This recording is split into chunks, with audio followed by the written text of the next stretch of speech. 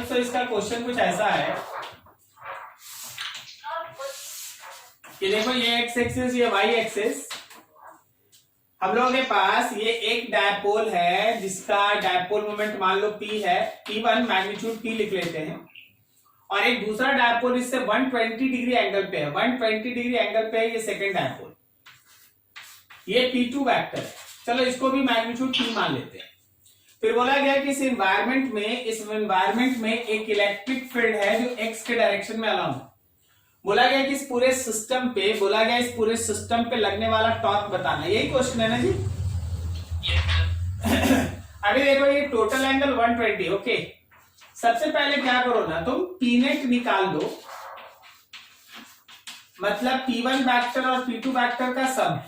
अब तुम देखो कि बिकॉज ये दोनों का मैग्नीट्यूड सेम है, एंगल 120 है, तो आप अगर बनाना चाहें तो आप इसको a square plus B square plus 2ab cos 120 करके सॉल्व कर रहे हैं। लेकिन आप डायरेक्ट तो आंसर जानते हैं ना, अगर दो इक्वल वेक्टर है और बीच का एंगल 120 है तो मैग्नीट्यूड p ही होगा। Very good. तो आप जो मैग्नीट्यूड अगर लिखते हैं, सॉरी, आप जो मैग्नीट्यूड लिखते हैं इस नेट वेक्टर का, वो हम लोग का p ही है। लेकिन जो नेट वेक्टर है, वो नेट वेक्टर जो है वो कहीं यहां आ जाएगा, इधर हो जाएगा, करेक्ट, सही ना? ये हो गया हम लोग का पी नेट, और पी नेट जो है वो हमारे एक्स एक्सिस से 60 डिग्री पे होगा। तो अभी आपके पास ऐसा फिगर बनके तैयार हो गया कि हाँ भाई देख, ये रहा हम लोग का एक इलेक्ट्रिक फील्ड और ये रहा पी नेट जो एक्चुअली पी के ही बराबर आ गया है, और एंगल है बीच का 60 degree. So you can easily find the torque, and torque is equals to PE sine 60 degree. तो पी साइन 60 का वैल्यू हो गया, ठीक है जी? समझे जी उत्कर्ष? भाग गया? हाँ, गुड गुड। क्वेश्चन देख के तो नहीं लग रहा है कि डाउट है, पक्का लग रहा है स्थिति को देख के दिया गया। हाँ, एकदम सही बोला। लग रहा है स्थिति को है ना संभालने के लिए दिया गया चीज है। ठीक। और आगे बोलो। और एक है, बोलो।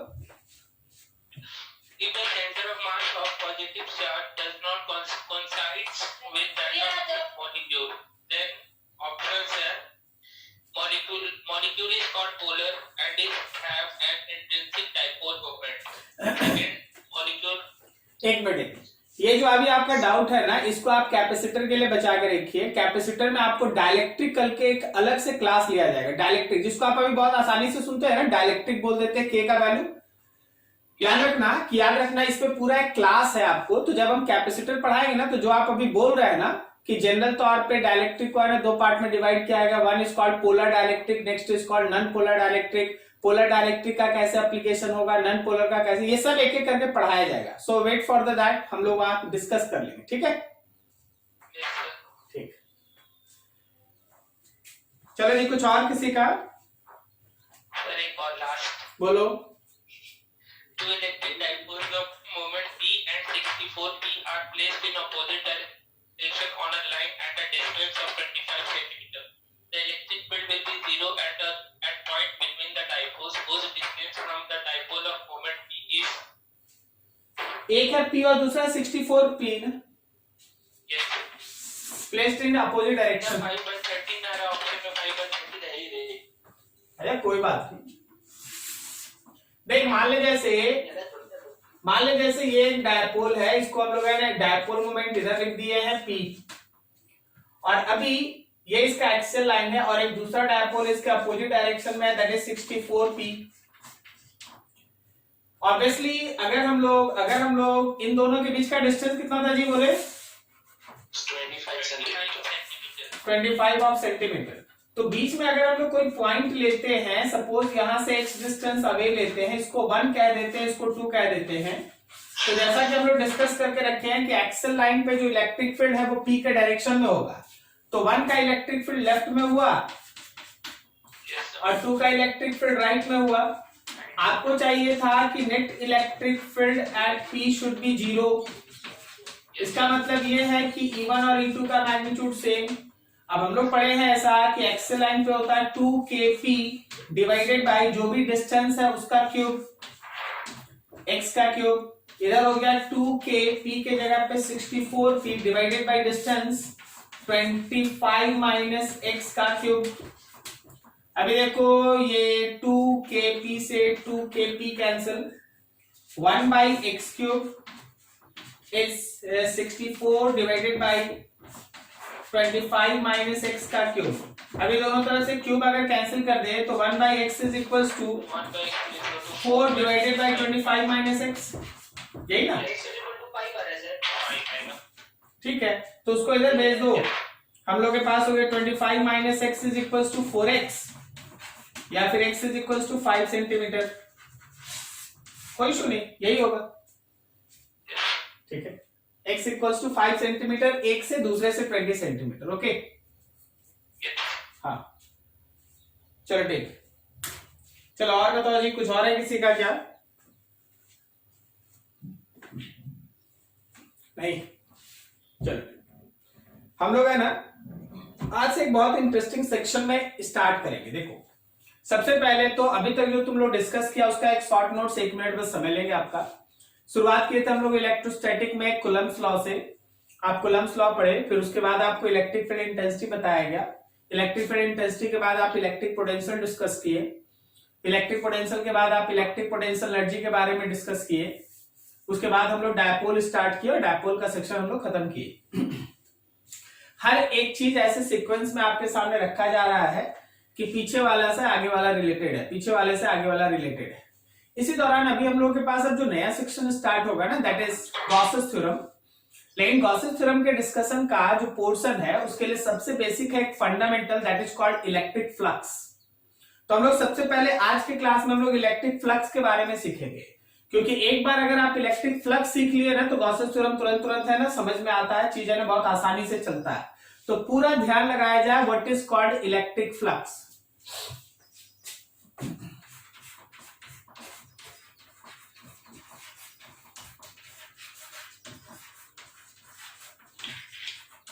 Concept of electric flux.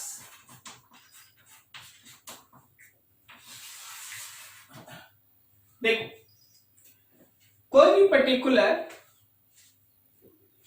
Particular area आप सिलेक्ट करो और उसको आप किसी बल्ब के सामने रख दो। मान लो जैसे हमारे पास सपोज ये एक पर्टिकुलर एरिया जिसको हम बल्ब के सामने रख दिए तो इससे रेस पास कर रहा है, अगर ये खाली होता तो रेस पास करता है। ठीक है, अगर मान लो इधर से इधर एयर फ्लो कर रहा है और हम इसको सामने रख दे तो एयर इससे पास कर रहा है। ठीक है, कोई भी पर्टिकुलर एरिया से जब कोई फिजिकल क्वांटिटी पास करता है, जैसे मान लो ये है एयर पास कर रहा है, लाइट पास कर रहा है, दैट इज कॉल्ड फ्लक्स। उसको हम लोग है ना फ्लक्स कहते हैं, फ्लक्स कहा जाता है। अब जरा इसी चीज को लेके चलो, अगर मान लो लिक्विड कहीं से पास करा तो उसको आप लिक्विड फ्लक्स या फ्लूइड फ्लक्स कह सकते हैं। अगर लाइट कहीं से पास कर रहा है तो उसको आप है ना ल्यूमिनस फ्लक्स कह सकते हैं या लाइट फ्लक्स कह सकते हैं। उसी तरह अगर मान लो मेरे हाथ में एक चार्ज पार्टिकल है तो चार्ज पार्टिकल अपना क्रिएट करके रखा है एक इलेक्ट्रिक फील्ड। अब अगर आप कोई एरिया लेंगे तो कुछ इलेक्ट्रिक फील्ड लाइंस इसको क्रॉस करेगा। The number of electric field lines which crossing any particular given surface or area perpendicularly is called electric flux। कोई भी दिए हुए एरिया से या दिए हुए सरफेस से जितना number of electric field lines perpendicular direction में उसको क्रॉस करता है, the number of electric field lines which crossing the given area और surface perpendicularly is called electric flux. इसी कॉन्सेप्ट को जब आप मैग्नेटिज्म पढ़िएगा तो यही चीज एकदम कॉपी पेस्ट हो जाएगा with magnetic field lines. Clear है? That is called magnetic flux. So electric flux हुआ क्या कि दिए गए एरिया से जितना number of electric field lines उसको परपेंडिकुलर डायरेक्शन में क्रॉस करता है उसी को हम लोग इलेक्ट्रिक फ्लक्स कहते हैं। ठीक है, now start with that definition, उसके बाद बहुत अच्छा calculation. The number of electric field lines crossing perpendicular to given area और सरफेस, गिवन एरिया और surface is called electric flux, उसको हम लोग इलेक्ट्रिक फ्लक्स कहते हैं, फाई से रिप्रेजेंट होगा। अब आखिर हम इस इलेक्ट्रिक फ्लक्स को मेजर कैसे करते हैं, जरा गौर से देखना और समझना। मान लो जैसे हम लोगों के पास ये एक गिवन सरफेस है, ठीक है, सरफेस, कोई भी सरफेस का अपना एक एरिया वेक्टर होता है, एरिया। अभी मान लो इसको आप जिस एनवायरनमेंट में रखे हैं उसमें एक इलेक्ट्रिक फील्ड है जो इस एरिया वेक्टर के साथ थीटा एंगल बनाता है। रिमेंबर, एक बहुत इंपॉर्टेंट वर्ड बोले एरिया इज अ वेक्टर। याद रखना कि एरिया एक वेक्टर होता है, area is vector, magnitude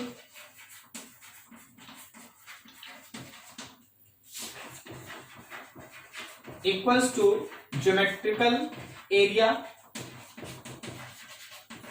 geometrical area मेरे कहने का मतलब है कि भाई सर्कल है तो पाई आर स्क्वायर यूज कर, स्क्वायर है तो एज लेंथ का स्क्वायर, रेक्टेंगल है, जो भी है एरिया का जो फॉर्मूला होता है वो लगा।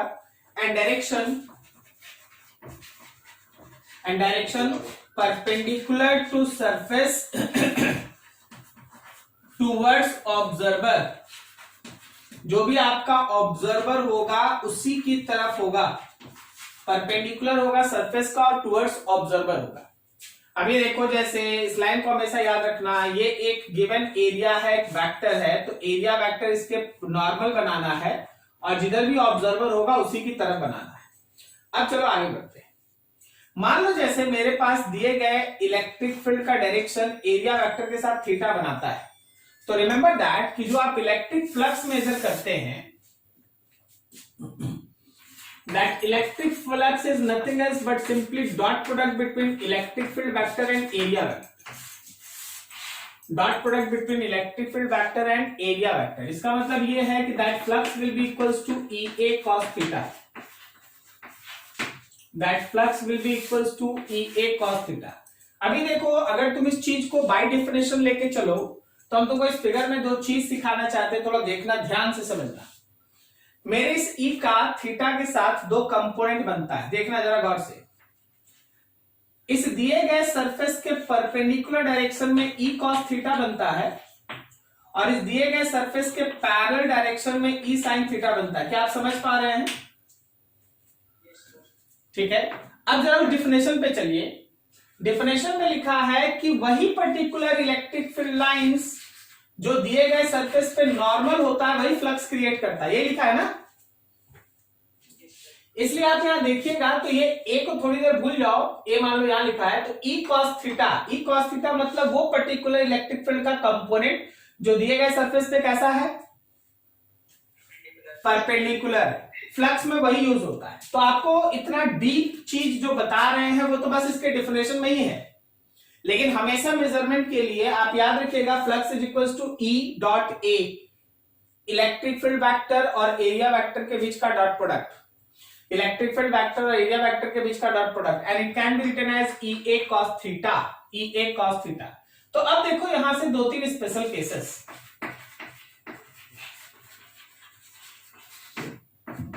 सबसे पहला, बहुत बार ऐसा होगा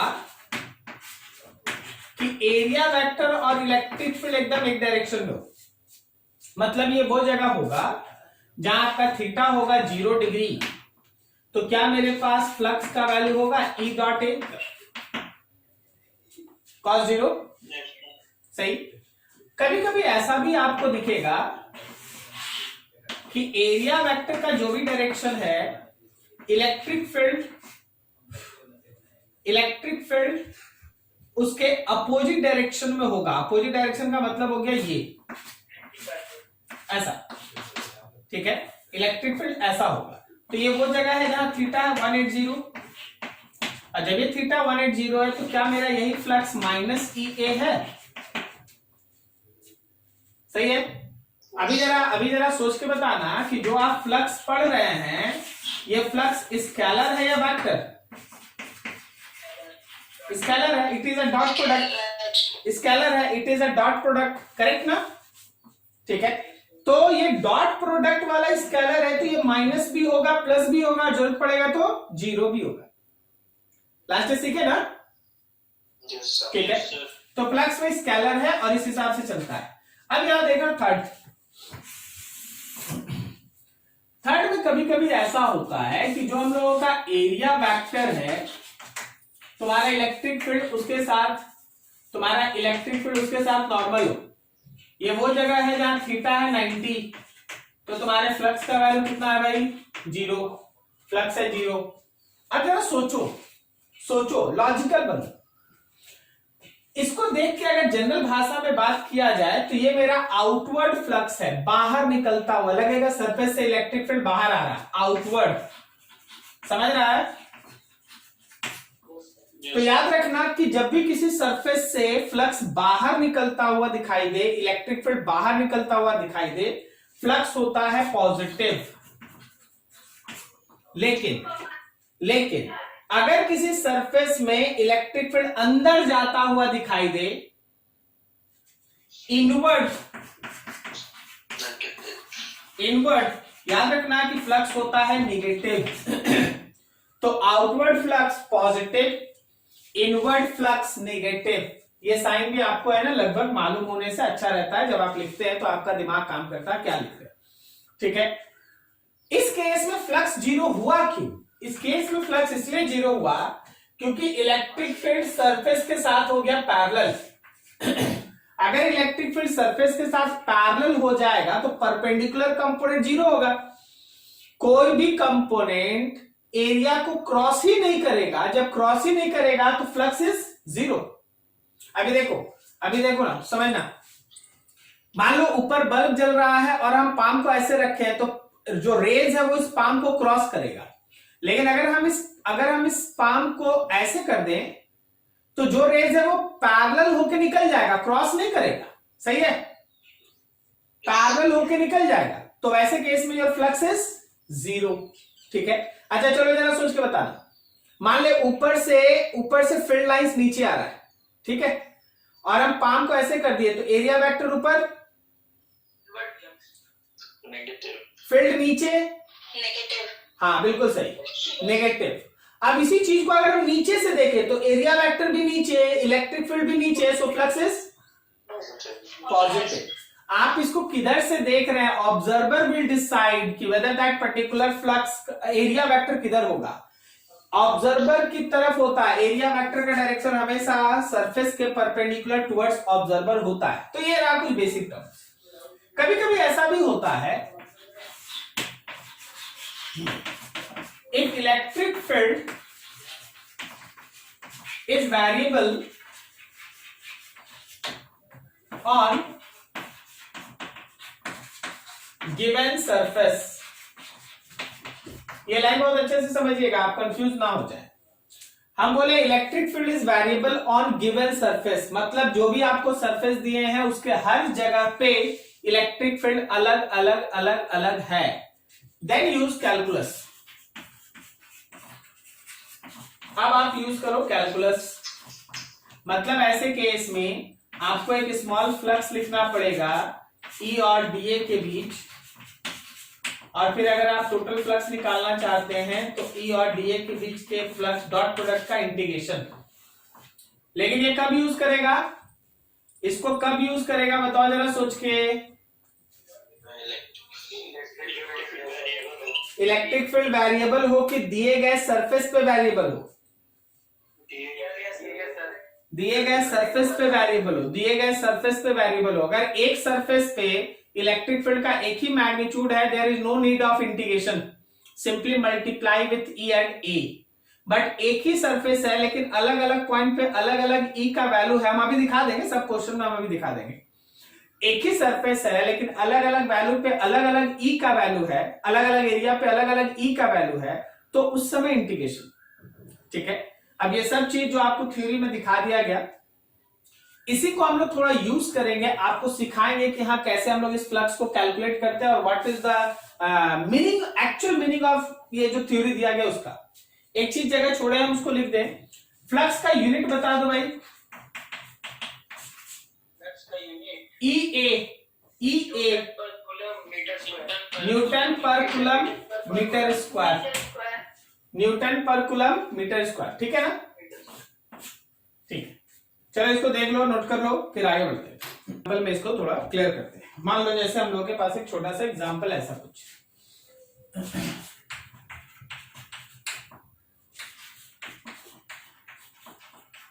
a cubical box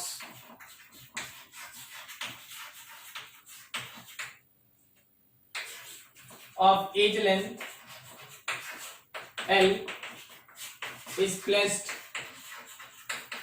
in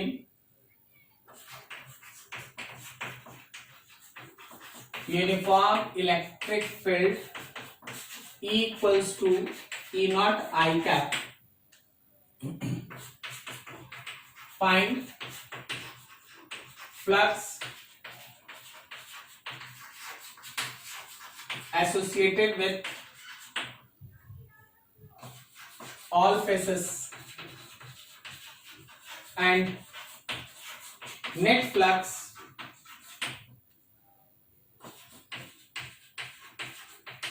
associated with box.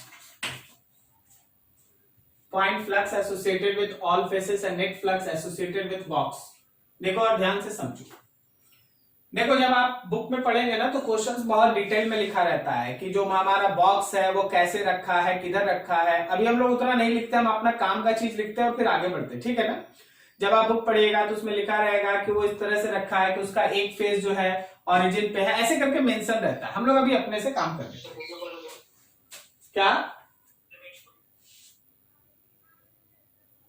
क्या बोले?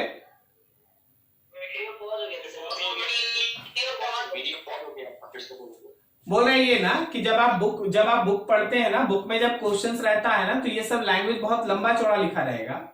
वो बताएगा आपको कि क्यूब कैसे रखना है, जो हमारा क्यूबिकल बॉक्स उसको रखना कैसे, ये सब। लेकिन हम लोग उसको थोड़ा स्किप कर देते, अपना काम का चीज लिख के ना आगे बढ़ते हैं, ठीक है ना? चलो देखो जरा हम क्या बोल रहे हैं। मान लो हम लोगों के पास ये एक क्यूबिकल बॉक्स है,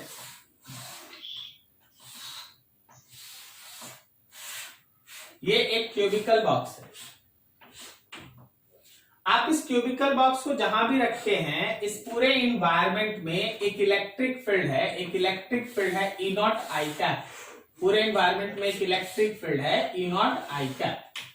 अब देखो हम लोग क्या कर रहे हैं ना, हम अपने कन्वीनियंट के लिए मान लेते हैं कि इस पॉइंट को ऑरिजिन पे मान लिए, ये रहा तुम्हारा वाई एक्सिस, ये रहा जेड एक्सिस, ये रहा एक्स एक्सिस, ठीक है? और आपका इलेक्ट्रिक फील्ड दिख ही रहा है। इलेक्ट्रिक फील्ड आपका किस डायरेक्शन में है? एक्स के डायरेक्शन में है, राइट की तरफ एक्स के डायरेक्शन में। अभी देखो हम कुछ फेसेस लिख रहे हैं, हम 1 लिख दिए, ये 2 लिख दिए, ये रहा 3, ये रहा 4, पीछे वाला फेस 5 और जो सामने वाला फेस दिखाई दे रहा है वो 6 है, ठीक है ना? पीछे वाला फेस है 5 और सामने वाला फेस है 6। अभी हम ये पूछना चाहते हैं कि जो भी हम लोगों का एकदम बेसिक चलते, एकदम फंडामेंटल चलते हैं। अगर हम एरिया 1 पूछें तो क्या ये area 1 L square minus I cap है? नहीं समझा? Minus I cap. अब बॉक्स के अंदर भी या बॉक्स के बाहर है? क्या ये क्लियर है सबके लिए? Yes sir. तो बता जरा एरिया 2 क्या लिखेगा? जे कैप, सही है? एरिया 3 बोलो।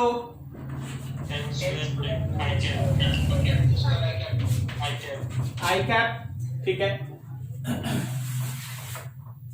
इसी तरह से एरिया 4 बोलो।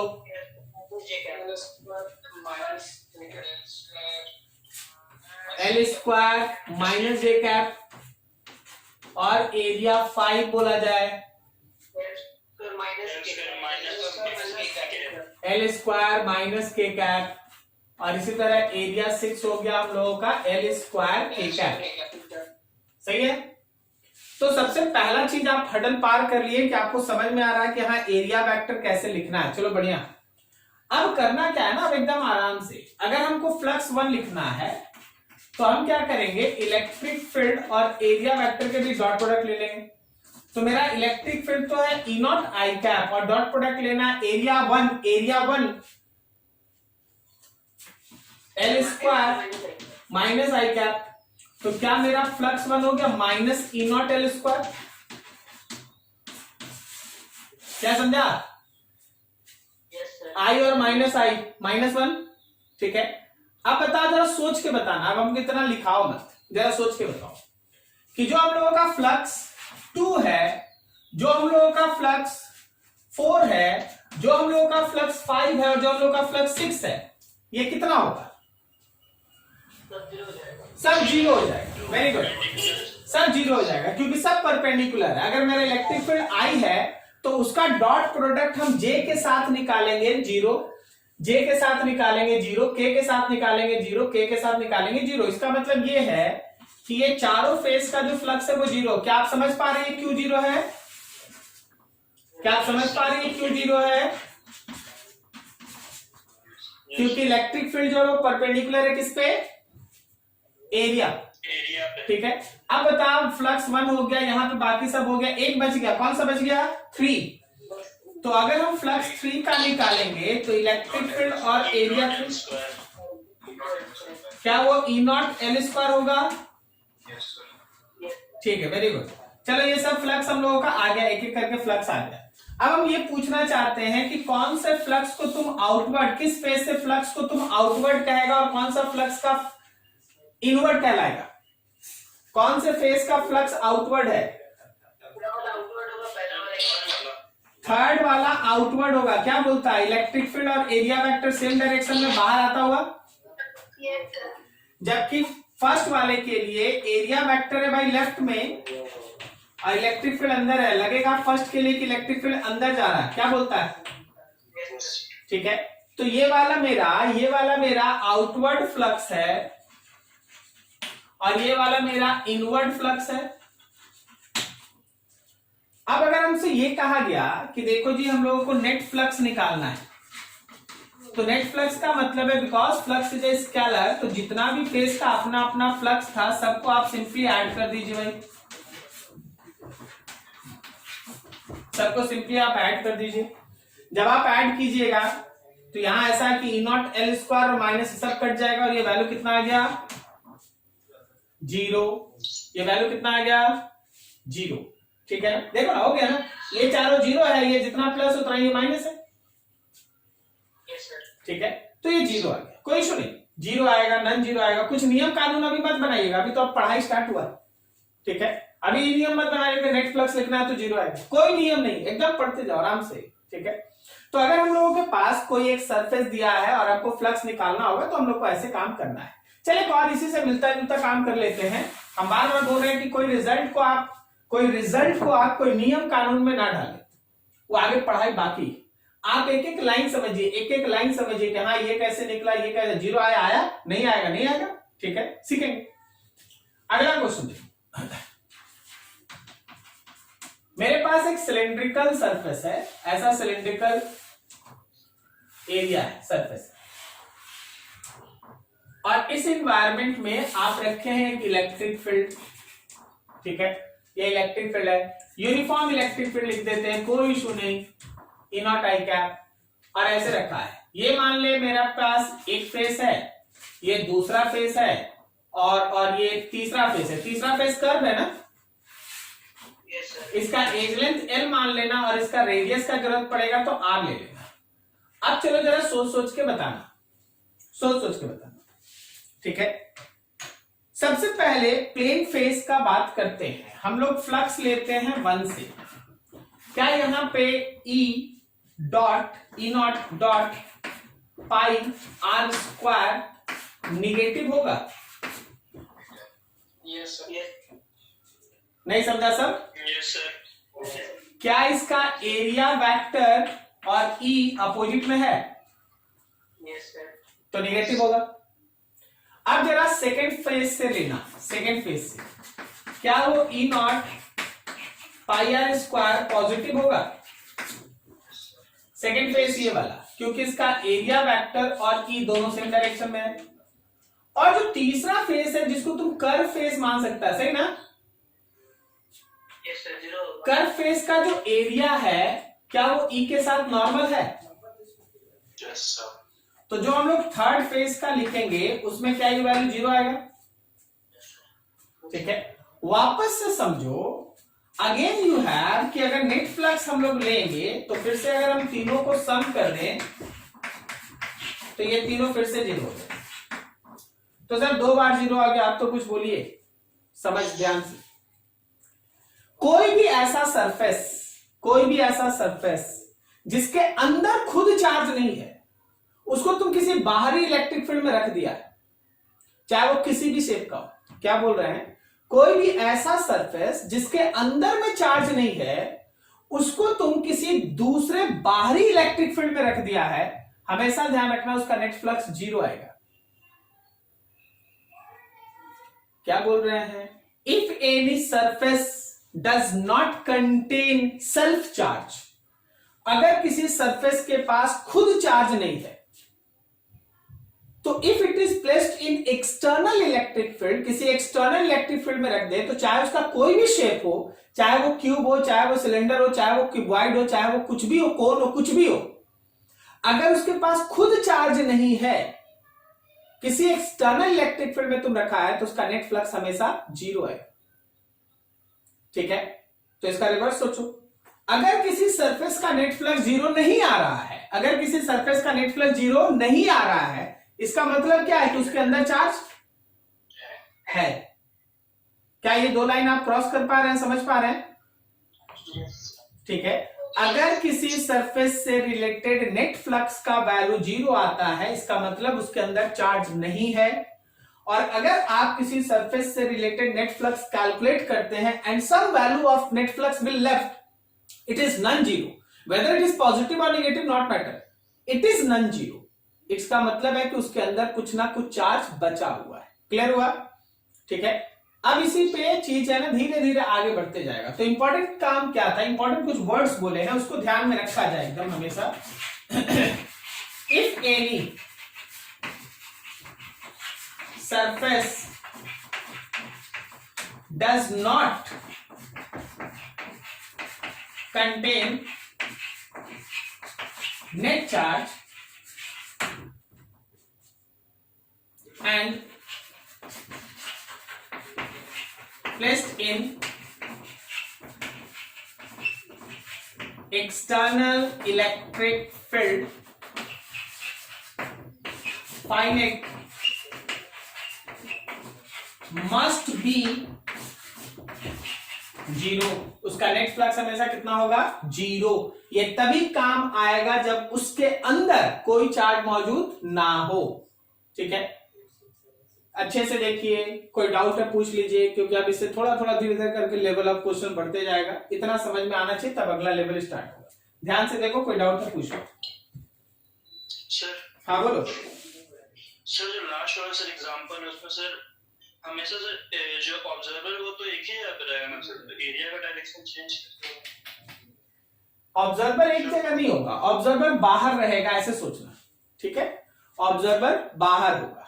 हाँ, समझ में आ रहा? Yes sir, observer yes sir. तो उधर सर एक बार सर लेफ्ट साइड में डायरेक्शन सर समझ में नहीं देखो, इसके नॉर्मल बनाओ, इसके नॉर्मल बनाओ बाहर, इसके नॉर्मल बनाओ बाहर, इसके नॉर्मल बनाओ बाहर।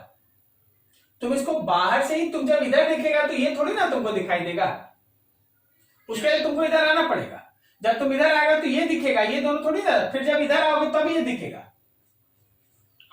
ठीक है ना, तो ऐसे और आगे किसी का सर थोड़ा एक बार एरिया वेक्टर बता दिए ना कैसे? उसमें क्या डाउट है ये बोलो, ऐसे बोलने से नहीं होगा ना। हम फिर से वही बोल देंगे, उसका मैग्नीट्यूड होता है इतना perpendicular to the area surface. Sir observer fix नहीं है, बस बाहर है वो। हाँ बस बाहर है, ठीक है ना, बाहर है, घूम के देख रहा बस। घूम घूम के देख रहा। आप एक जगह खड़ा नहीं रख सकते उसको। अगर आप एक जगह खड़ा कर दीजिएगा, हाँ, तो यहां से फ्लक्स कैसे दिखेगा उसको, यहां से फ्लक्स कैसे दिखेगा? ठीक है, आउटसाइड, बाहर। ठीक है, और बोलो कुछ। चलो अगला काम करते हैं कुछ। सब अभी इतना खतरनाक डाउट नहीं है कि सब कोई डाउट। चलो देखो नेक्स्ट क्वेश्चन। आपका इलेक्ट्रिक फील्ड है E not x I cap, E not x I cap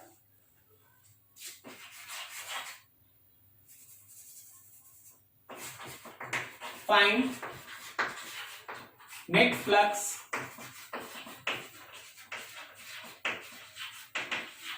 associated with given cubical surface। आपके पास एक सरफेस दिए है, एक सरफेस कैसा है जरा गौर से देख लीजिए भाई।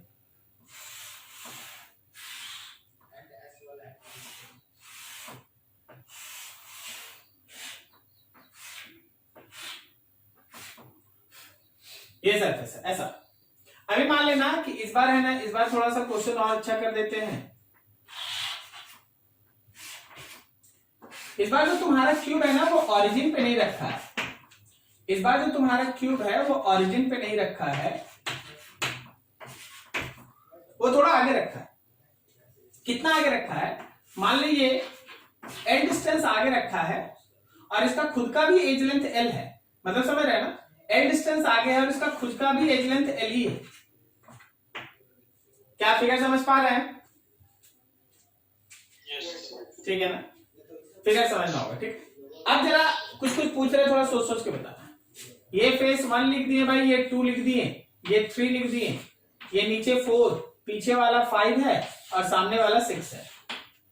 बता वन फेस ओरिजिन से कितने डिस्टेंस पे रखा है?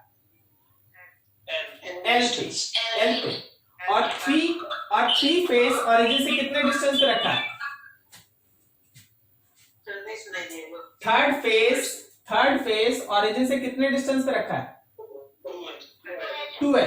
12। समझ में आ रहा है ना? क्या फेस 1 पे जो इलेक्ट्रिक फील्ड है वही 3 पे भी है? नहीं सर, इस बार का इलेक्ट्रिक फील्ड में एक्स है। आप इलेक्ट्रिक फील्ड को ध्यान से नहीं देखें, इसमें एक्स लगा हुआ है,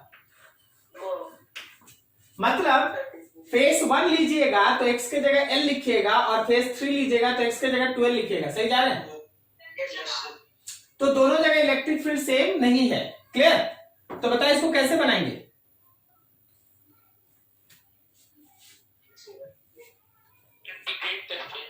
इंटीग्रेट करके, बस हम यही सुनना चाहते थे, समझा? दिस इज मिसकॉन्सेप्ट, ये थोड़ा मिसकॉन्सेप्ट। हम इसीलिए हम वहां पे स्ट्रेस करके आपसे कुछ लाइन बुलवाए थे। जब हम यहाँ लिखे थे, हम आपसे एक लाइन बुलवाए थे कि देख भाई बता इंटीग्रेशन कब यूज करेगा, तो तुम लोग बोला सर जब इलेक्ट्रिक फील्ड वेरिएबल होगा। तो हम बोले नहीं ऐसा नहीं है, इलेक्ट्रिक फील्ड वेरिएबल नहीं होना चाहिए, इलेक्ट्रिक फील्ड दिए गए फेस पे वेरिएबल होना चाहिए। इसमें सर ऐड करेंगे दो। एकदम सही। तुम जरा सोचो जी उत्कर्ष बाबू, जब तक आप फेस 1 पे रहिएगा क्या इसका एक्स बदल जाएगा? नहीं सर, नहीं बदलेगा ना, तो इसका मतलब फेस 1 पे इलेक्ट्रिक फील्ड वेरिएबल नहीं है, तो इंटीग्रेशन नहीं लगेगा। बस 1 पे इलेक्ट्रिक फील्ड लिख लो E naught L I cap और सीधा एरिया से मल्टीप्लाई। जब तक तुम थर्ड फेस पे रहेगा क्या इलेक्ट्रिक फील्ड वैरी करेगा? नहीं करेगा। तो इस दिए गए एरिया पे तो इलेक्ट्रिक फील्ड कांस्टेंट है ना, so just multiply with electric field into area. ये क्वेश्चन इंटीग्रेशन का नहीं है, मेरा काम था इस चीज को दिखाना कि बहुत सारा स्टूडेंट सोचता है कि हाँ यहाँ एक्स आ गया वेरिएबल हो गया तो इंटीग्रेट। इसीलिए हम लिखे थे कि दिए गए एरिया पे वो इलेक्ट्रिक फील्ड वेरिएबल होना चाहिए, जबकि यहां पे वैसा चीज नहीं है। क्लियर है? तो एकदम आराम से बनाना है विदाउट इंटीग्रेशन। आप देखिए जरा गौर से, अगर हम फ्लक्स 1 का लिखते हैं तो इलेक्ट्रिक फील्ड 1 का लेंगे और एरिया वेक्टर के साथ डॉट प्रोडक्ट लेना है। तो डॉट प्रोडक्ट में तो तुम समझ ही रहा है, तो इलेक्ट्रिक फील्ड 1 कितना होगा? तो वो होगा E naught L I cap, और एरिया वेक्टर 1 का कितना होगा? 1 का एरिया वेक्टर बोलो, L square minus I cap. सही है ना? तो हमारे पास फ्लक्स हुआ minus E naught L cube. सही जा रहे हैं? Yes, sir. नहीं। अब देख, क्या फिर से बिना बिना मेहनत किए 2 का फ्लक्स, 4 का फ्लक्स, 5 का फ्लक्स और 6 का फ्लक्स 0 बोलेगा? Yes, yes. Yes, sir. कारण वही है, electric field is perpendicular on area. ठीक है, अब बच गया 3 को हम लोग एक बार देख लेते हैं। फ्लक्स 3 लिखेंगे तो इलेक्ट्रिक फील्ड थर्ड फेज के और एरिया वेक्टर थर्ड फेज का डॉट प्रोडक्ट, थर्ड फेज का electric field E not 2l I cap dot product L square I cap. समझ में आया क्या? Yes, sir. बोलो बोलो कितना आया, बोलो कितना आया? Not to help you. Not to help you. 2 E naught L cube plus की माइनस? प्लस। यहाँ पे आया हम लोग का माइनस। अब देखिए, अगर हमको फाइनेट निकालना हुआ तो flux 1, flux 2, flux 3, flux 4, flux 5 और फ्लक्स 6 सबको ऐड कर लिए। सबको ऐड किए थे तो चारों 0 था, लेकिन एक था हम लोगों का minus E naught L cube और एक था हम लोगों का 2 ई नॉट एल क्यूब। क्या ये 0 आएगा? Yes, sir. अरे नहीं आएगा यार, नहीं, sir. Not बोलता है 0 आ जाएगा। ई नॉट एल क्यूब बच जाएगा ना? Yes, sir. Non zero. What conclusion can you make? क्या कंक्लूजन निकाल सकता है इससे? It has some charge. कुछ ना कुछ इसके अंदर चार्ज है। Charge है. ठीक है ना? इसका मतलब ये है कि बिकॉज तुम्हारा फाइनेट इज नॉन जीरो, ये नॉन जीरो है, so given cubical surface have some charge, उसके अंदर कोई ना कोई चार्ज है, तभी ये वैल्यू नॉन जीरो आया। क्योंकि प्रीवियस केसेस में हम लोग देखे थे कि नेट फ्लक्स का वैल्यू कितना आ रहा है? 0, जो इस बात का कंफर्मेशन था कि उसके अंदर का नेट चार्ज कितना है? 0। अगर नॉन जीरो आ गया फ्लक्स, अगर नॉन जीरो आ गया फ्लक्स इसके अंदर, इसका मतलब है कि उसके अंदर कोई ना कोई चार्ज जरूर मौजूद। ठीक है, कोई ना कोई चार्ज उसके अंदर जरूर मौजूद है। अब यहाँ पे हम एक फिगर बना के कुछ चीजें ना तुम्हारे सामने रखना चाहते हैं। देखो, ये क्वेश्चन खत्म। कहीं कोई दिक्कत समझने में? No, sir. ठीक, अभी देखिए यहां तक के लिए एक छोटा सा हमें ना फिगर बनाते हैं।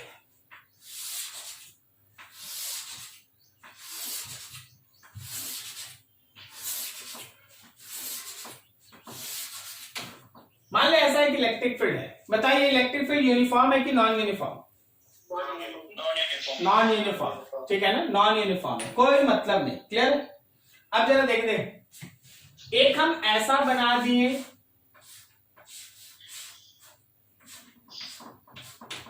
ये 1, फिर एक ऐसा बना दिए,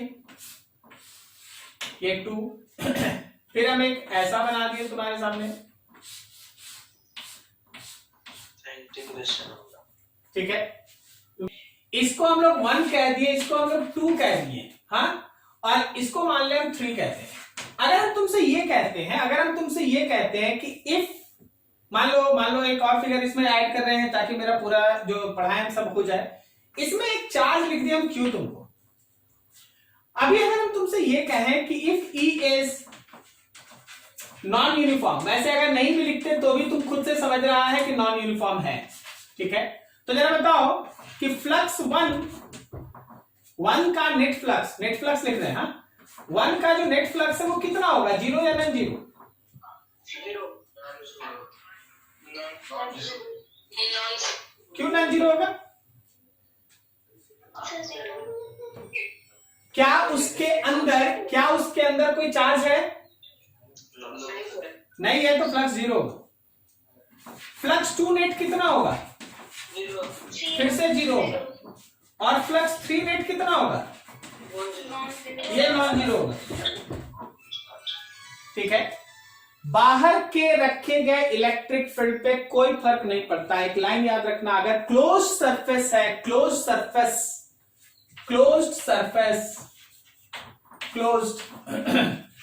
तो क्लोज सरफेस से अगर अंदर में चार्ज नहीं है तो उसका फ्लक्स जीरो होगा, अंदर में चार्ज नहीं है फ्लक्स जीरो होगा, अंदर में चार्ज है तो फ्लक्स नॉन जीरो होगा।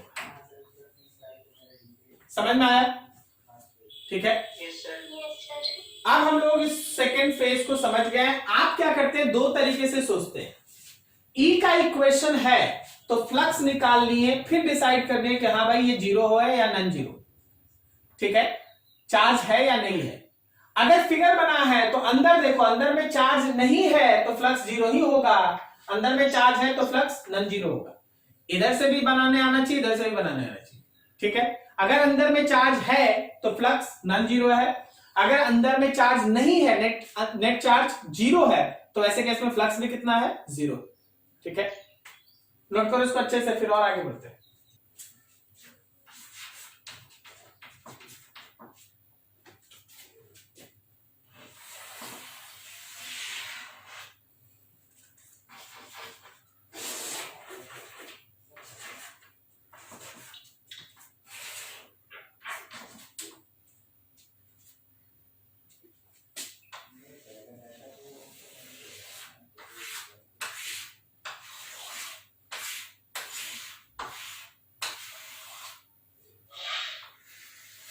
देखो दिस इज द केस।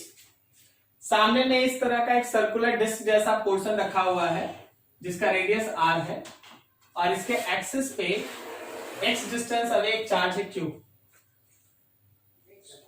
इसके थ्रू, इस सर्कुलर डिस्क के थ्रू, इस सर्कुलर डिस्क के थ्रू हम लोगों को फ्लक्स बताना है। बताओ कैसे बनेगा?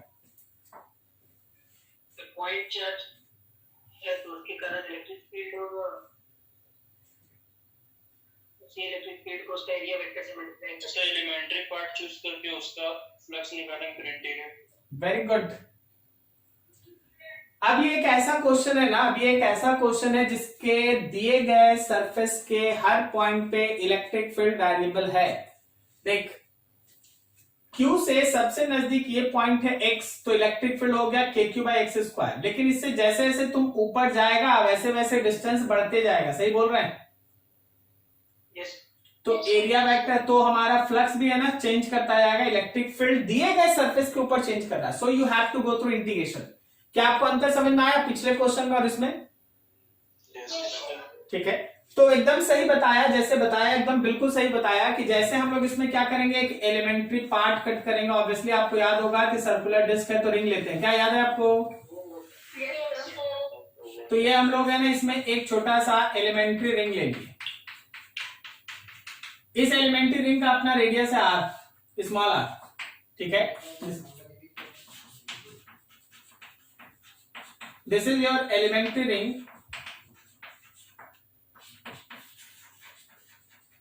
Radius r, thickness dr, area का जरूरत पड़ेगा 2πr dr। याद होगा सब आपको?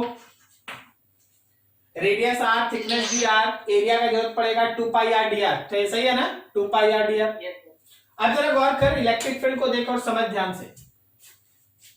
यहां से इलेक्ट्रिक फील्ड यहां, ठीक है, स्ट्रेट है।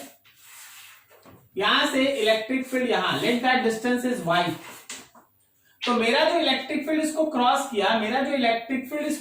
किया, वो E इधर है।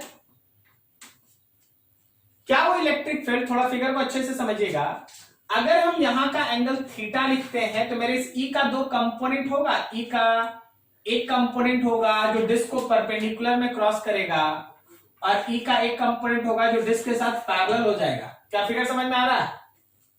Yes sir. डिस्क को परपेंडिकुलर डायरेक्शन में कौन क्रॉस कर रहा है,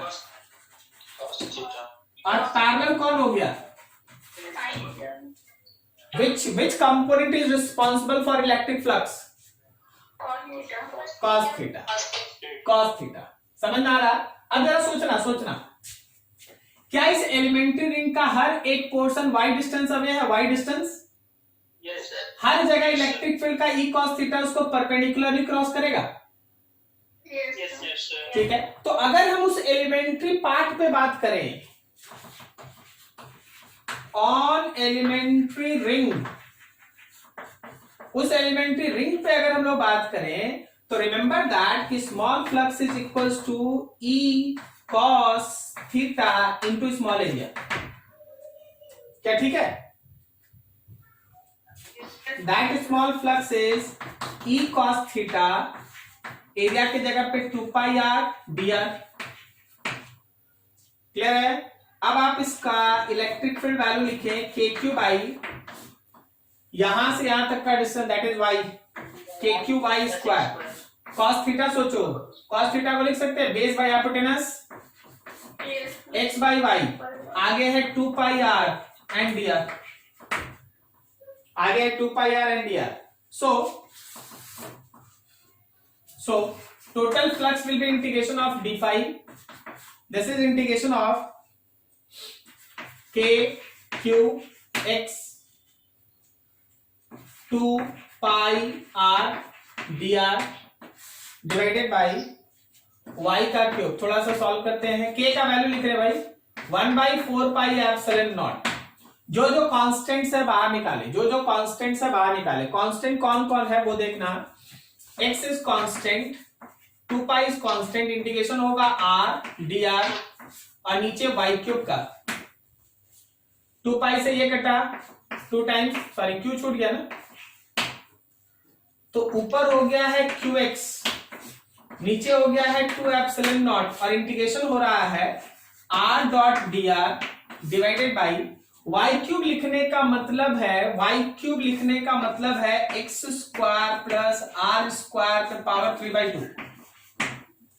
बोलो कौन वेरिएबल है? x वेरिएबल है कि स्मॉल r वेरिएबल है? Small r।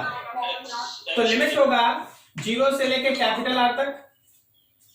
जब आप इसको प्रॉपरली इंटीग्रेट कर देंगे, जब आप इसको प्रॉपरली इंटीग्रेट कर देंगे, then flux comes to be qx by 2 epsilon naught 1 by x minus 1 by under root r square plus x square। ये तुम्हारा वैल्यू है। After integration you get this value.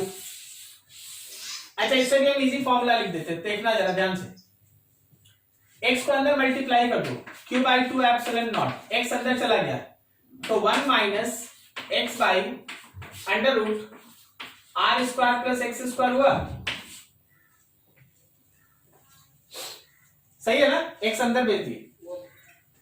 अब देख, इसको अगर तुम ध्यान से समझेगा ना तो हम तुमको इसका एक और छोटा सा एकदम फॉर्मूला बता देते हैं। Cos theta, very good. ये x है, ये r है। एकदम हेड तक चले जाओ, एकदम हेड तक चले जाओ।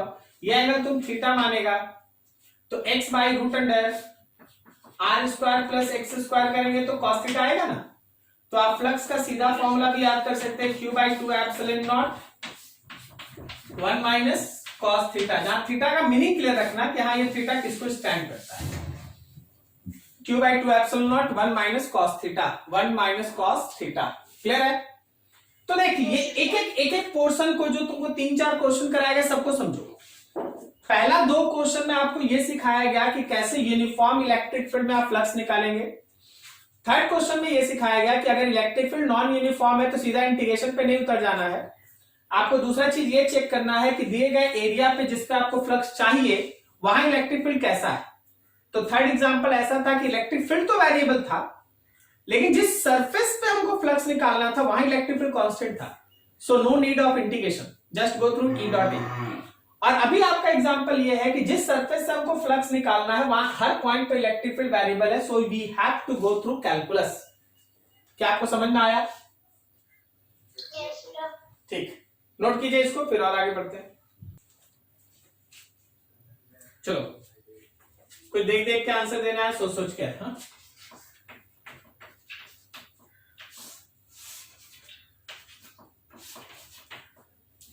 ये x एक्सिस, ये y एक्सिस, ये z एक्सिस। आपके पास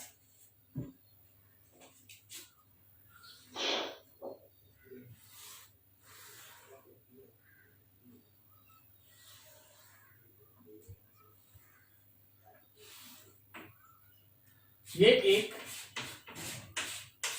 given face ABCD and this is area vector. Okay, area vector है, मान लो कुछ है A naught I cap, obviously A naught I. अब देखो इस इन्वायरमेंट में क्या है, आप समझिएगा थोड़ा ध्यान से। हम इसका इलेक्ट्रिक फील्ड गिवन लिखेंगे और आप इसका फ्लक्स बताइएगा, जो फ्लक्स होगा थ्रू ABCD A। मान लो हम लोग इस पूरे फिगर को, इस पूरे एनवायरनमेंट में एक इलेक्ट्रिक फील्ड अप्लाई करके रखे हैं E नॉट आई कैप। बोलो जी फ्लक्स कितना? E नॉट ए नॉट, सही है ना? अब देखो हम इस एनवायरनमेंट में एक फ्लक्स लगा के रखे हैं E not I cap plus E not J cap. अब E नॉट ए नॉट, सही है ना? अब हम इस एनवायरनमेंट में एक फ्लक्स लगा के रखे हैं E not I cap plus E not J cap plus E not के कैप। क्या बोलता है फ्लक्स? बोलो बोलो बोलो। बिल्कुल सही, E नॉट ए नॉट ही होगा। देखिए क्या सिखाना ये चाहते हैं कि आपके पास इलेक्ट्रिक फील्ड का वही कंपोनेंट आपको बस यूज करना है जो उसको पेनिट्रेट करे, जो उसको क्रॉस करे। जो भी कंपोनेंट उसके एरिया के साथ पैरेलल हो जाता है वो उसको क्रॉस नहीं करता, उसका फ्लक्स हमेशा कितना होता है? जीरो। तो यहां पे देखो, बिकॉज मेरा एरिया वेक्टर आई में था तो केवल I component is responsible for that flux. There is no use of J or K because J component and K component are parallel to the surface. That's why flux is zero. कोई दिक्कत समझने में? तो हमेशा ध्यान रखना ये चीज है ना, इसी तरह से चलता है और आपको लेके हमेशा इसको कैरी फॉरवर्ड करना पड़ता है।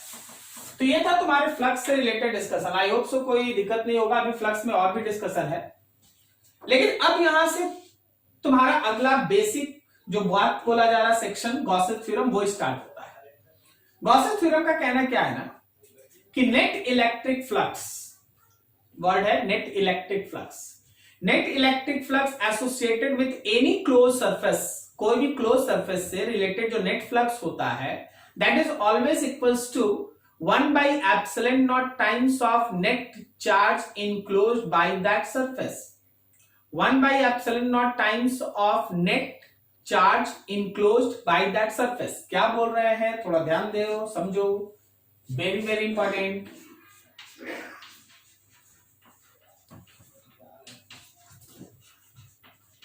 Gauss's theorem,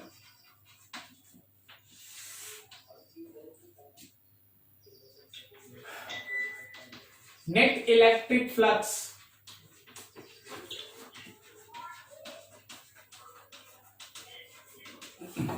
associated with any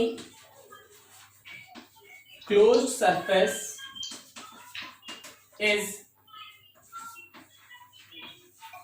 equals to 1/ε0 times of net charge enclosed by that surface। कोई भी क्लोज सरफेस से, मान लो हम लोग के पास ये क्लोज सरफेस है और इसके अंदर में क्यू चार्ज रखा है, तो याद रखना कि इस क्लोज सरफेस से रिलेटेड जो नेट फ्लक्स होगा वो 1/ε0 क्यू इनक्लोज्ड के बराबर होगा। 1/ε0 क्यू इनक्लोज्ड के बराबर होगा। एकदम इजी वे से स्टार्ट कीजिए पढ़ना। बहुत कुछ है, लॉजिकल है, डिस्कशन है, बहुत सारा कॉन्सेप्ट है इसमें कि कोई भी दिया हुआ सरफेस से रिलेटेड, कोई भी दिया हुआ क्लोज सरफेस से रिलेटेड जो नेट फ्लक्स होता है वो 1/ε0 टाइम्स ऑफ क्यू इनक्लोज्ड के बराबर होता है। अभी ऐसा, अभी देखो दूसरा फिगर, मान ले हम लोगों के पास ये एक सरफेस है, इसमें आपके पास प्लस क्यू चार्ज है और -3q चार्ज, दो गो चार्ज एक साथ रख दिए, दो गो चार्ज आप एक साथ रख दिए और आप बोल रहे हैं कि हाँ सर बताइए जरा इसका नेट फ्लक्स। तो याद रखना इसका नेट फ्लक्स है 1/ε0 times of plus Q minus 3q। इसका मतलब ये है कि -2q/ε0 is the net flux. अब जरा सोचो, जब इस केस में फ्लक्स आया पॉजिटिव, पॉजिटिव है ना ये, तो इसका मतलब ये है कि ये आउटवर्ड फ्लक्स है, बाहर निकलता हुआ। लेकिन इस केस में मेरा फ्लक्स आ गया नेगेटिव, तो ये कैसा होगा? इनवर्ड फ्लक्स, अंदर आता हुआ होगा। हमेशा ध्यान रखना कि तुमको नेट चार्ज के ऊपर ध्यान रखना है, नेट चार्ज के ऊपर। थर्ड देखो, मान लो जैसे मेरे पास ये एक सरफेस है और ये एक सरफेस है, यहाँ पे चार्ज Q है, यहाँ पे चार्ज Q है, यहाँ पे चार्ज है ना Q है। अब अगर हम तुमसे बोल दें कि देखो जी ये 1 है और ये 2 है, तो बताओ 1 का फ्लक्स कितना?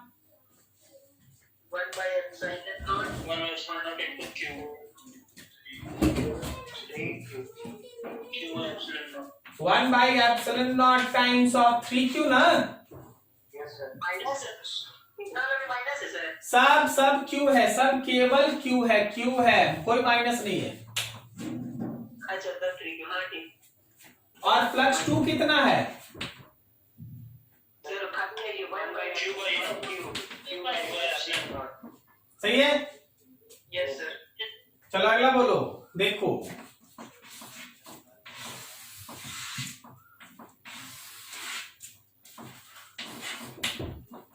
ये है मेरा फर्स्ट सरफेस, ये है सेकंड सरफेस। बोलो फर्स्ट सरफेस से रिलेटेड फ्लक्स। 1/ε0 q। अच्छा एक चार्ज देना भूल गए, एक चार्ज देना भूल गए, बाहर में है यहाँ पे 3q चार्ज, ठीक है। तो 1 का फ्लक्स बताया q/ε0, फ्लक्स 2 बताओ।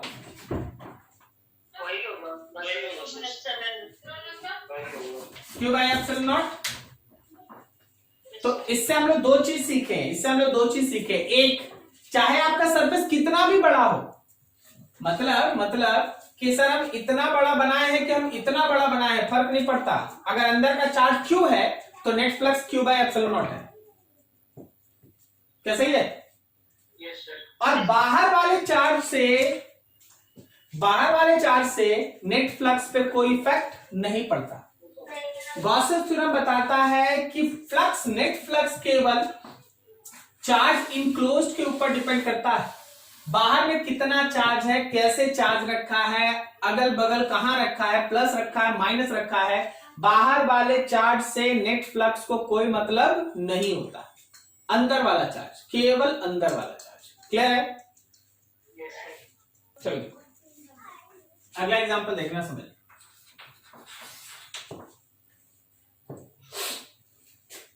मान लो जैसे हम लोग के पास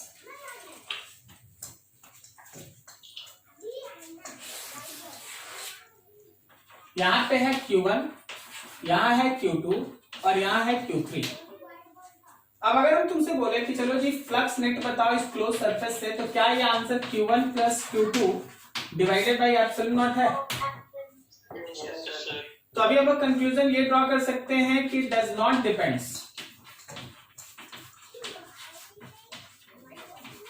depends on outside Q3 charge. Clear हो गया? बार बार अब कोई डाउट नहीं होगा कि बाहर वाले चार्ज से फ्लक्स को कोई मतलब नहीं होता। क्लियर है? ठीक। अगला एग्जांपल तुम लोगों को पता है, जरा एक चीज पूछ लेते हैं, जरा बताना जरा ध्यान से कि अगर टोटल 9 है और यहां अगर हम 5 लिख दिए हैं तो यहां कितना होगा? 4। Very good.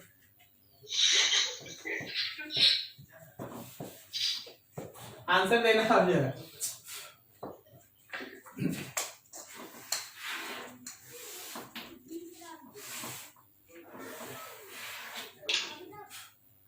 ये मेरे पास एक सिलेंड्रिकल है और यहाँ पे चार्जेस है भाई, ऐसा कुछ रख दिए हैं। ये कर्व सरफेस है, अंदर में exactly at centre Q charge. If flux through, एकदम सेंटर पे है ये, ध्यान रखना। If flux through one plane face is alpha, find flux through curve face. चलो जी बोलो। उतना ही होगा सर, अल्फा ही होगा। अभी तक ठीक बताया था कि 5 + 4 = 9। So minus plus q. Question पढ़ना अच्छा से क्वेश्चन पढ़, 4 बार क्वेश्चन पढ़, जो अभी थ्योरी पढ़ा उसको दिमाग में रख, तब ना आंसर आएगा। ऐसे 1/epsilon naught q। क्या 1/epsilon naught q। So minus q. क्या तुम्हें दिखाई दे रहा है ये अल्फा है? Sorry sir, minus alpha. कुछ और सही नहीं है, सही नहीं है। आगे आगे आगे और बोलिए सही नहीं है। Minus alpha plus q by epsilon naught. Sir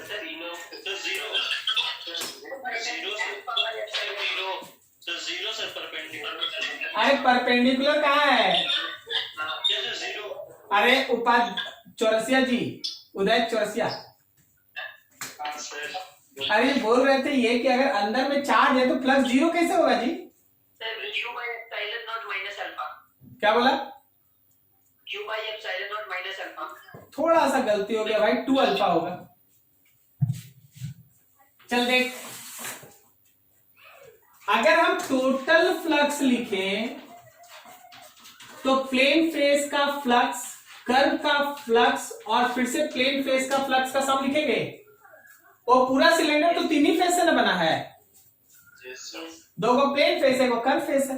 सही जा रहा है? तो ई वाला तो हम लोग थ्योरी से पढ़ लिए कि q/epsilon क्या बोलता है,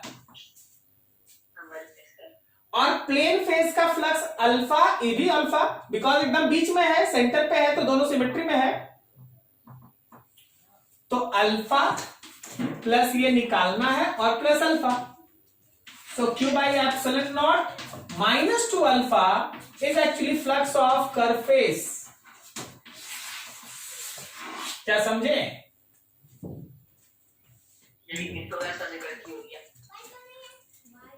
थोड़ा सा गलती हो गया, बातों को अभी नहीं समझ में आया, एकदम खुल के बताओ जी, बात करेंगे, बोले तो चैप्टर बहुत माइनस अल्फा। क्या Yes sir, minus alpha. Minus alpha ना होने चाहिए तीन से देखे तो। हाँ बोलो। तुम ये बोल रहा है ना कि सर इधर से देखेंगे और इधर से देखेंगे, यही बोल रहे हैं ना? हाँ सर, उधर माइनस अल्फा। हाँ ठीक।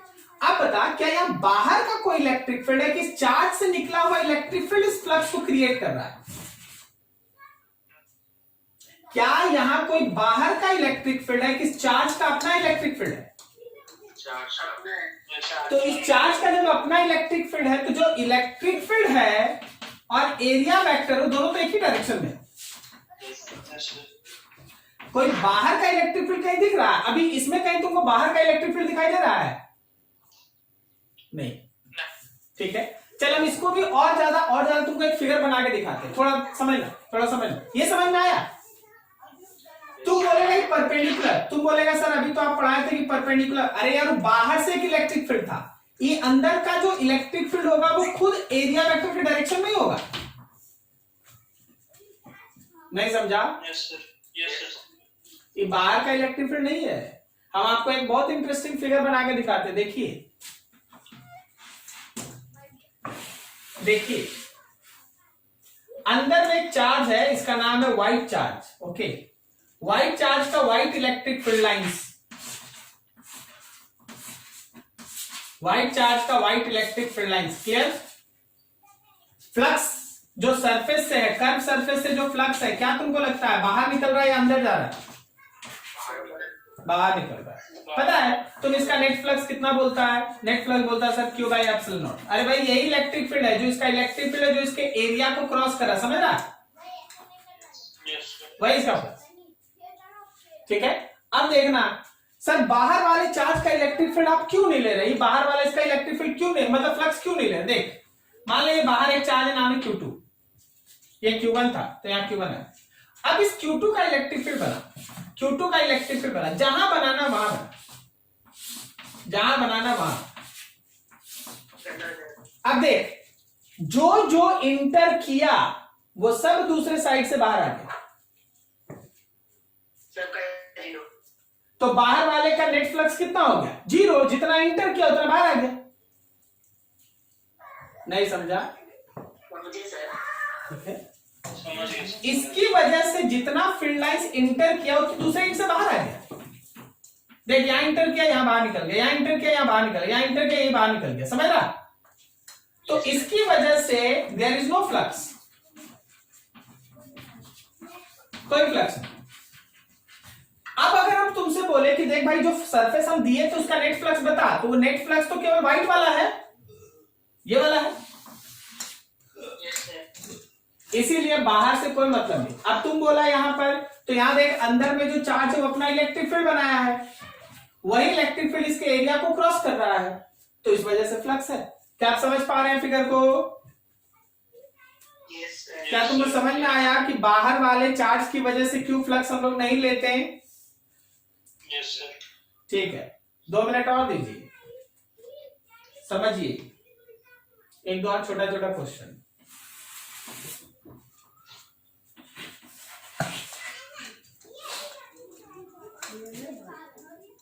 मान लीजिएगा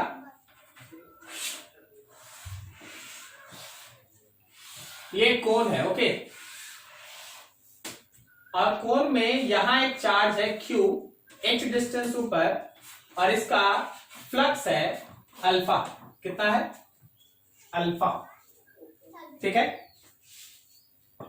अब देखो, अब एक दूसरा कोन है, एकदम आइडेंटिकल ही है,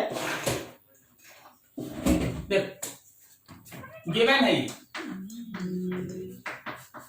नाउ एक और कोन है, एकदम कोन आइडेंटिकल है, लेकिन इस बार जो चार्ज है वो यहां से h डिस्टेंस ऊपर में रखा है, सेम चार्ज Q। तुमको इसका फ्लक्स बताना है।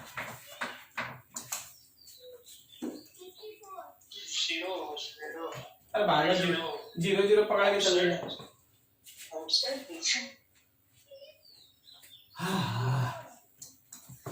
खेल खेलिए, दोनों कोन को कंप्लीट कीजिए, फिर नेट फ्लक्स देखिए, फिर एक का दिया है दूसरे का लिखिए। सर इनसाइड होगा। देख, इस कोन को अगर हम कंप्लीट करते हैं तो ऐसा बन जाएगा। तो क्या हम लोग फ्लक्स टोटल में इसको 1 मान ले भाई, और इसको 2 मान ले, क्या हम लोग 1 और 2 का फ्लक्स जोड़ देंगे? देखिए टोटल हो गया, ये 1 हो गया, ये 2 हो गया, टोटल तो एक ही आंसर है, Q बाई एप्सिलॉन नॉट, और 1 वाले का वैल्यू दिया है अल्फा, 2 निकालना। तो क्या मेरा फ्लक्स 2 हुआ? Q by epsilon not minus alpha.